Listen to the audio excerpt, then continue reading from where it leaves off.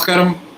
തെക്കുവടക്കിലേക്ക് സ്വാഗതം. ഞാൻ ചെറിയാൻ ഡൽഹിയിൽ നിന്നും എൻ്റെ സീനിയർ സുഹൃത്ത് ശ്രീ മാധവൻകുട്ടി നാട്ടിൽ നിന്നും.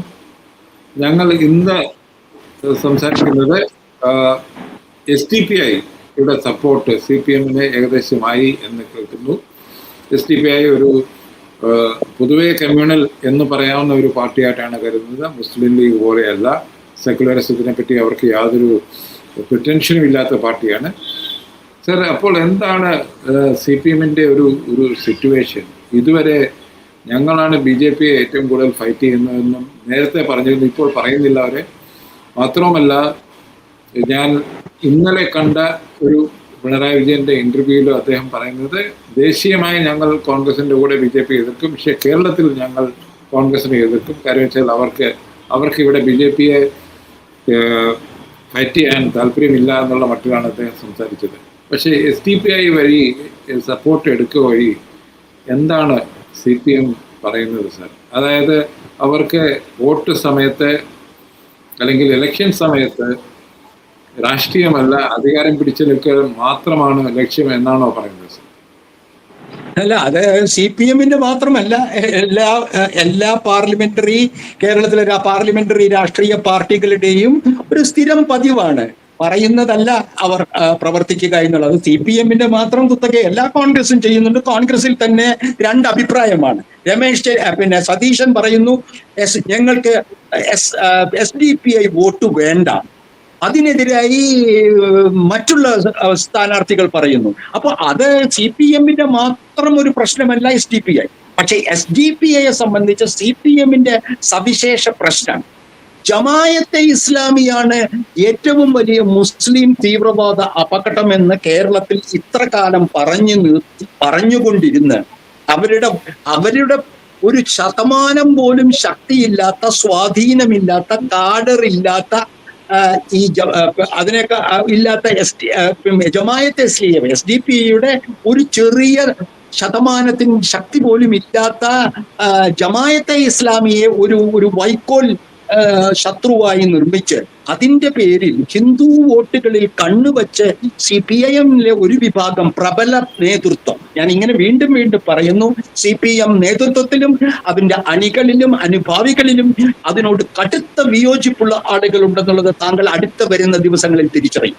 അങ്ങനെ ജമായത്തെ ഇസ്ലാമിയെ കാണിച്ച് പേടിപ്പിച്ച ഹിന്ദു വോട്ടുകൾ അതിനെ കൂട്ടായി നമ്മുടെ വെള്ളാപ്പള്ളി നടേശൻ എന്ന മുസ്ലിം വിരുദ്ധനെ കൊണ്ടു നടന്ന് ഹിന്ദുക്കൾക്ക് BJPക്ക് പോകുന്ന വോട്ടുകൾ തങ്ങൾക്ക് നേടാമെന്ന് കരുതിയ CPM സംസ്ഥാന നേതൃത്വത്തിന്റെ പ്രബല വിഭാഗത്തിന്റെ പിണറായി നേതൃത്വത്തിന്റെയും ഗോവിന്ദന്റെയും നേതൃത്വത്തിലുള്ള സംസ്ഥാനത്തെ ഇപ്പോൾ നിയന്ത്രിക്കുന്ന നേതൃത്വത്തിന്റെ വഴി പിഴച്ച വളരെ അത്യന്തം അപകടകരമായ രാഷ്ട്രീയത്തിന്റെ പൊള്ളത്തരമാണ് SDPIക്കുള്ള നിശബ്ദത എന്ന് ഒരു ഇടതുപക്ഷം വിജയിക്കാൻ ആഗ്രഹിക്കുന്ന ഞാൻ പറയും. കാരണം SDPIയെ പോലെ ഒരു ചരിത്രം ജമായത്തെ ഇസ്ലാമിക്കില്ല. ഇന്ത്യയിൽ ഇസ്ലാമിക ഭരണം വരുമെന്ന് മുഗളന്മാരുടെ കാലത്ത് നടക്കാത്ത ഇസ്ലാമിക ഭരണം ഈ എവിടെയുമില്ലാത്ത ജമായത്തെ ഇസ്ലാമി കൊണ്ടുവരുമെന്നുള്ള ഭീഷണി പറയിപ്പിക്കുന്ന ഒരു CPM നേതൃത്വം സ്വന്തം അണികളെ എത്ര പേരെയാണ് SDPI വെട്ടിക്കൊന്നിരിക്കുന്നത്? എന്തിനാണ് ഇവിടുത്തെ കേരളത്തിലെ ഏറ്റവും ചർച്ച ചെയ്യപ്പെട്ട അഭിമന്യു ആരുടെ മഹാരാജാസ് കോളേജിൽ അഭിമന്യുവിനെ ആരാണ് കൊന്നത്? അതിനെത്ര ചുമരെഴുത്തുകളാണ് നടത്തിയത്? അപ്പോൾ അതിന് വേണ്ട എന്ന് പറയാനുള്ള ധാർമ്മിക രാഷ്ട്രീയ ബലം, കമ്മ്യൂണിസ്റ്റ് ആർജവം എന്തുകൊണ്ട് CPM കേരളത്തിലെ നേതൃത്വത്തിന് രക്തസാക്ഷികളുടെ SDPI ഉണ്ടാക്കിയ രക്തസാക്ഷികളുടെ അവരുടെ രാഷ്ട്രീയം പിൻപറ്റുന്ന CPM നേതൃത്വത്തിന് പിണറായി വിജയനും MV ഗോവിന്ദനും സ്വരാജിനും തോമസ് ഐസക്കിനും വളരെ ലിബറലാണെന്ന് കരുതുന്ന MA ബേബിക്കും ഒക്കെ എന്താണ് പറയാൻ വിഷമം? എന്തിനാണ് പറയുന്നതിന് അതിന് വിഷമമുള്ളത്? ഞാൻ ഒരു കാര്യം കൂടി താങ്കളോട് സൂചിപ്പിക്കണം. തൊട്ടടുത്ത് തമിഴ്നാട്ടിൽ DMK മുന്നണിയിൽ SDPI, മുസ്ലിം ലീഗ്, കോൺഗ്രസ്, CPI ഐക്യ മുന്നണിയാണെന്ന് ചെറിയാൻ ഡൽഹിയിൽ താങ്കൾക്ക് അറിയുമോ? ഇതെന്താണ് ഈ രാഷ്ട്രീയ കാപട്യം?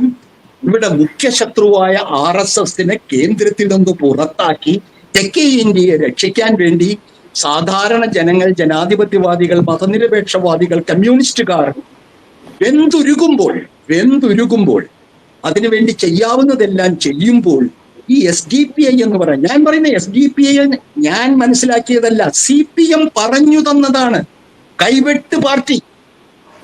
അല്ല, എവിടെ പോയി ഇതെല്ലാം?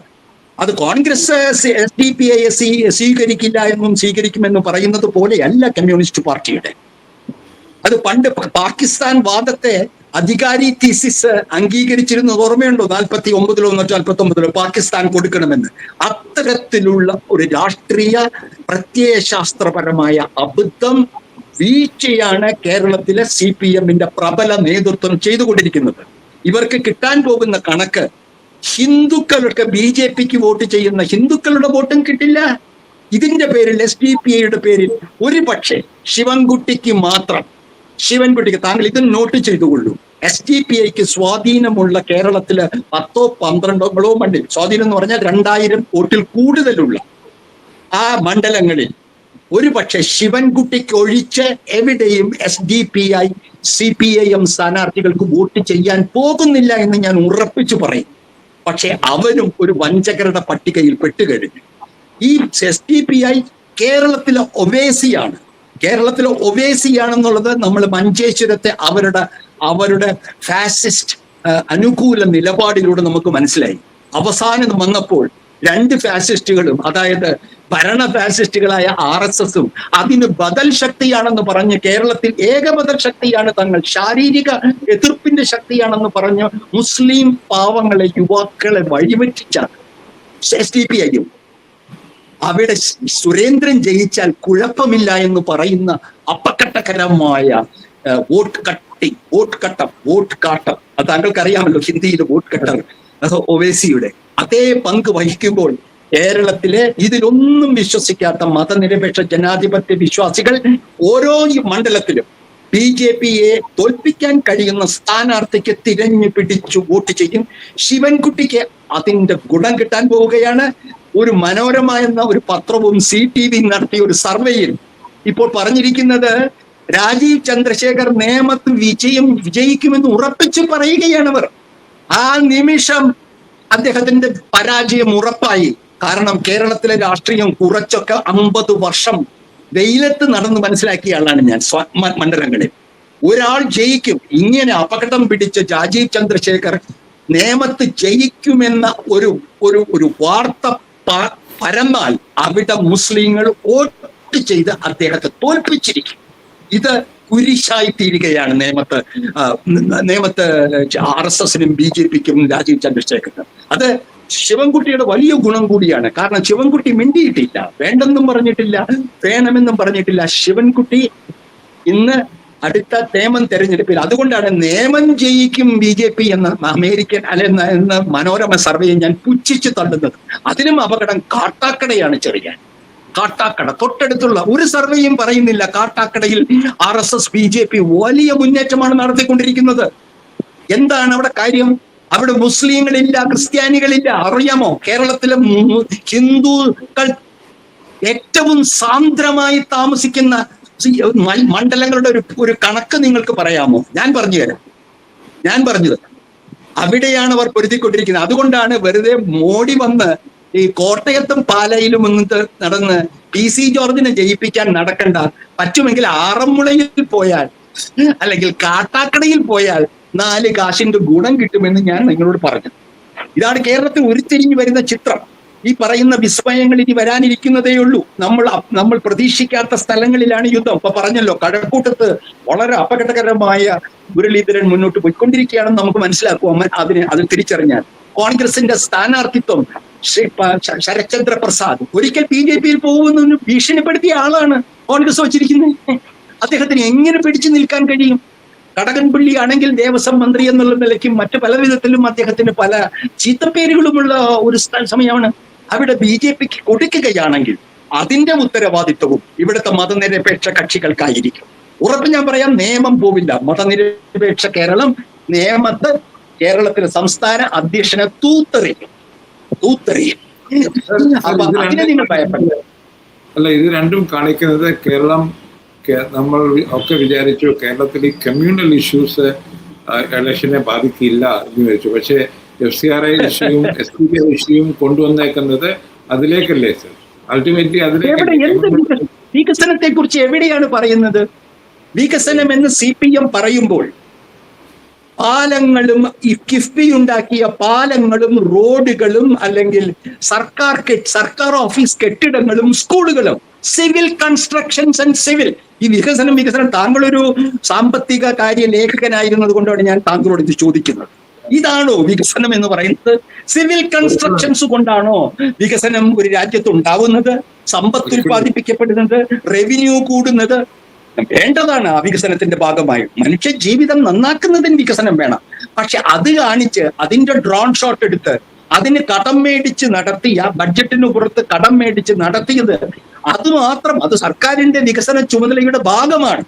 അതുമാത്രം പറഞ്ഞതുകൊണ്ട് അതിന്റെ കൂടെ നിന്ന 57 സിറ്റിംഗ് MLA-മാരെ CPM വീണ്ടും നിർത്തിയത് കൊണ്ട് ഇതെല്ലാം തങ്ങളുടേതാണെന്ന് പറഞ്ഞ ആ ഒറ്റ കാര്യത്തിൽ കേരളം വോട്ട് ചെയ്യുമെന്നുള്ള മൗഢ്യം താങ്കൾക്കുണ്ടോ? രാഷ്ട്രീയം പിന്നെ എവിടെയാണ്?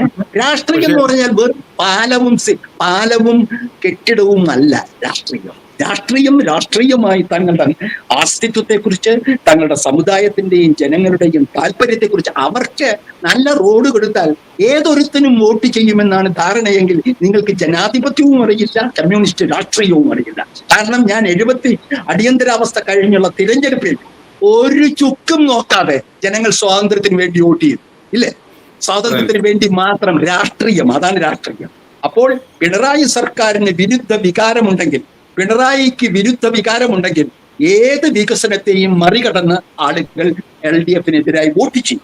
CPM ജയിക്കുന്നെങ്കിൽ അതിന് പിണറായി മാത്രമായിരിക്കും അതിന്റെ ക്രെഡിറ്റ്. കാരണം അദ്ദേഹത്തെ മാത്രം മുന്നിൽ വെച്ചുകൊണ്ടാണ്, അദ്ദേഹത്തിന് ഒരുപക്ഷെ LDF-ന്റെ സ്വത്തും അതിന്റെ ദുഃഖവും പിണറായിയാണ്. അതിന്റെ ശക്തിയും ദൗർബല്യവും ഒരേ ഒരാളാണ്, വ്യക്തി. അത് നമ്മൾ ഈ തെരഞ്ഞെടുപ്പിന്റെ മുഖ്യ വശമാണ്. ഞാനും കേട്ടു എല്ലാ പരസ്യങ്ങളിലും BJP-യുടെ ആണെങ്കിലും കോൺഗ്രസിന്റെ ആണെങ്കിലും 2-3 ലീഡേഴ്സിന്റെ ഫോട്ടോ ഉണ്ട് എന്ന് കേൾക്കുന്നു. പക്ഷെ LDF-ന്റെ ഒരാളുടെ മാത്രമേ ഉള്ളൂ എന്നും കേൾക്കുന്നു. അപ്പൊ അത് ചെറിയാൻ താങ്കൾ ദൂരത്തായത് കൊണ്ട് അറിയാത്തതാണ്. കേരളത്തിൽ എല്ലാവർക്കും അറിയാം. CPM ഏക പാർട്ടി മാത്രമല്ല, ഏക നേതാവിന്റെ കീഴിലുള്ള ഒരു കമ്മ്യൂണിസ്റ്റ് പാർട്ടിയാണ്. 81 വയസ്സായി സ്വന്തം പാർട്ടി പോലും 75-ല് റിട്ടയർ ചെയ്യുമെന്ന് പറഞ്ഞിട്ടും മൂന്നാമത്തെ അദ്ദേഹത്തിന് വേണ്ടവരെയാണ് CPM സംസ്ഥാന കൗൺസിലിലും സംസ്ഥാന സെക്രട്ടേറിയറ്റിലും ഹാൻഡ് പിക്ക് ചെയ്തിരിക്കുന്നത്. അവിടെ പ്രായത്തിന്റെ പരിധിയൊന്നുമില്ല. താങ്കൾ ഇതൊക്കെ വളരെ കേരളത്തിലെ ഏതു കൊച്ചു കുട്ടിക്കും തിരിച്ചറിയുന്ന കാര്യങ്ങളാണ്. ഈ CPM ഇന്ന് നയിക്കുന്നത് പിണറായിയും പിണറായിയുടെ ഉപദേഷ്ടകരും അടങ്ങിയവരാണ്. കോൺഗ്രസിൽ തമ്മിലടിയാണ്, അതും നാട്ടുകാർക്കറിയാം. രമേശ് ചെന്നിത്തലയെ വിശ്വാസമില്ലാത്ത സതീശൻ, ഇതിൽ 2 പേർക്കും KC വേണുഗോപാലിന് വിശ്വാസമില്ലാത്ത, ഉമ്മൻചാണ്ടി ഗ്രൂപ്പുകാരുടെ കുത്തിത്തിരിപ്പുകൾ. അപ്പോൾ കേരളത്തിൽ പിണറായിക്ക് പകരം ഒരു വ്യക്തിയെ മുന്നിൽ നിർത്തി വോട്ട് ചോദിക്കാൻ ഇന്നും കോൺഗ്രസിന് കഴിയുന്നില്ല. ഇനി വേറൊരു കാര്യം, NDA-യുടെ നേതൃത്വം വട്ടപൂജ്യമാണ്. ഒരു മലയാളി പോലും രാജീവ് ചന്ദ്രശേഖരൻ കേരളത്തിന്റെ മുഖ്യമന്ത്രി ആവണമെന്ന് പോയിട്ട് പോലും ഒരു അസംബ്ലി നേതാവായിട്ട് പോലും അദ്ദേഹത്തെ കാണുന്നില്ല. ഇത് മനസ്സിലാക്കണം. അതാണ് CPM-ന്റെ വലിയ വിജയം. അതെപ്പോഴും അങ്ങനെയാണ്. ഇന്ദിരാഗാന്ധി അടിയന്തരാവസ്ഥയ്ക്ക് ശേഷം വോട്ട് ചോദിച്ചത് തന്റെ പേരിലാണ്, താൻ ചെയ്ത വികസനത്തിന്റെ പേരിലാണ്. പക്ഷെ ജനങ്ങൾ തോൽപ്പിച്ചത് രാഷ്ട്രീയം കൊണ്ടാണ്. അത് തന്നെയാണ് കേരളത്തിൽ ആവർത്തിക്കാൻ പോകുന്നത്. ഒരു സംശയം മാത്രമേ എനിക്കുള്ളൂ. UDF-ന്റെ വിജയം വലിയ തരംഗമായിരിക്കുമോ അതോ ചെറിയ ഒരു ഭൂരിപക്ഷമാകും? ഭൂരിപക്ഷം ചെറുതായാലുള്ള ഒരു അപകടം കൂടി താങ്കളോട് ഞാൻ പറയാം. അത് മലയാളം മാധ്യമങ്ങൾ ചർച്ച ചെയ്യാതിരിക്കുന്നതാണ്. താങ്കൾക്കെങ്കിലും അത് ചർച്ചയ്ക്കെടുക്കുമെന്ന് എനിക്ക് തോന്നുന്നു. രണ്ട് കക്ഷികൾക്കും 68-നോട് അടുപ്പിച്ച് സീറ്റ് കിട്ടിയാൽ, എങ്ങനെ BJP-ക്ക് 4-5 സീറ്റ് കിട്ടിയാൽ കേരളത്തിന്റെ രാഷ്ട്രീയ സാഹചര്യങ്ങളെ സ്വാധീനിക്കാൻ ഈ RSS ഫാസിസ്റ്റ് രാഷ്ട്രീയത്തിന് കഴിയും. ഇത് പറയാൻ കേരളത്തിലെ മാധ്യമങ്ങളും സാംസ്കാരിക നായകന്മാർക്ക് എന്താണ് മടി? സാർ, എനിക്ക് തോന്നുന്നത് അതൊരു 15 മിനിറ്റിന്റെ ചർച്ചയ്ക്ക് വിധേയമാക്കേണ്ട ഒരു സബ്ജക്ട് തന്നെയാണ്. നമ്മൾ താങ്കൾ തീർച്ചയായും താങ്കൾ മറ്റ് പരിപാടികളിലും താങ്കൾ അത് തീർച്ചയായും ഉന്നയിക്കണം.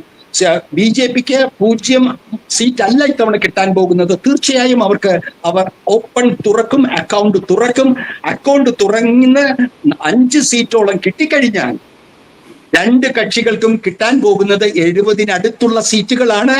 അതുകൊണ്ട് വളരെ സൂക്ഷിക്കുക. ഓരോ BJP സ്ഥാനാർത്ഥിയെയും മതനിരപേക്ഷ മലയാളി വോട്ട് ചെയ്ത് തോൽപ്പിക്കണം. അവരുടെ ശതമാനം കുറയ്ക്കണം. സീറ്റ് ഇല്ലാതാക്കണം. സീറ്റ് 0-ൽ നിർത്തണം. ഇതിൽ കുറഞ്ഞ ഒരു രാഷ്ട്രീയം. അത് പ്രത്യേക വേറൊരു ഫുൾ ലെങ്ത് ഡിസ്കഷന്റെ സബ്ജക്റ്റ് ആണ്. അതിലേക്ക് നമുക്ക് വരാം. എനിക്ക് തോന്നുന്നത് ഇലക്ഷൻ അടുക്കുന്ന സമയത്ത് 9 കഴിഞ്ഞിട്ട് നമുക്ക് സമയമുണ്ടല്ലോ, 1 മാസം. അപ്പൊ ആ സമയത്ത് തീർച്ചയായും ബിജെപിയുടെ പെർഫോമൻസ് മാത്രം എടുത്ത് താങ്കൾ ചർച്ച ചെയ്യുകയാണെങ്കിൽ കൂടുതൽ വിശദമായ വിവരങ്ങൾ എനിക്ക് കൈമാറാനാവും. ഞാൻ ഈ കാട്ടാക്കടയുടെ കാര്യം, കാട്ടാക്കടയെ സൂക്ഷിക്കുക. എനിക്ക് ഇടതുപക്ഷ ജനാധിപത്യ മതനിരപേക്ഷ കക്ഷികളോട് പറയാനുള്ളത്, കാട്ടാക്കടയെ സൂക്ഷിക്കുക, തൃപ്പൂണിത്തറ സൂക്ഷിക്കുക, പാലക്കാട് സൂക്ഷിക്കുക. അതാണ് നമുക്ക് ഒരു CPM അല്ലെങ്കിൽ കോൺഗ്രസ് പാർട്ടിക്ക് പറയാൻ. അതാണ് വർഷങ്ങളായി ഇലക്ഷനെയും രാഷ്ട്രീയത്തെയും നോക്കിക്കാണുന്ന ഒരാളുടെ ഒബ്സർവേഷൻ. അതെ, ഞാൻ നാളെ പാലക്കാട് പോകും. ഞാൻ നാളെയും മറ്റന്നാളുമായി പാലക്കാടും തിരുവനന്തപുരത്തും യാത്ര പോകുന്നുണ്ട്. അതിനുശേഷം കുറെ കൂടി സൂക്ഷ്മമായ വിവരങ്ങൾ താങ്കളുമായി പങ്കിടാമെന്ന് ഞാൻ ആശിക്കുന്നു. തീർച്ചയായും നമുക്കിത് പ്രത്യേകം ചർച്ച ചെയ്യേണ്ടതാണ്. BJP-യുടെ കേരളത്തിലെ അവർ പ്രതീക്ഷിക്കുന്ന, അതുകൂടി ഞാൻ പറഞ്ഞ് അവസാനിപ്പിക്കാം. അവർ പ്രതീക്ഷിക്കുന്നത് 20% വോട്ട് കേരളത്തിൽ, 5 സീറ്റ്, 30%-ലധികം വോട്ടുകൾ കിട്ടി, 5 സീറ്റും 20%. അത് തടയുക എന്നതാണ് ജനാധിപത്യ കേരളത്തിന്റെ മുന്നിലുള്ള ഈ തെരഞ്ഞെടുപ്പ് ഉന്നയിക്കുന്ന ഏറ്റവും മുഖ്യമായ വിഷയം. അതിന്റെ ഗ്രൗണ്ട് സിറ്റുവേഷനെ പറ്റി നമുക്ക് അടുത്ത ചർച്ചയിൽ ചെയ്യാം. നന്ദി, നമസ്കാരം.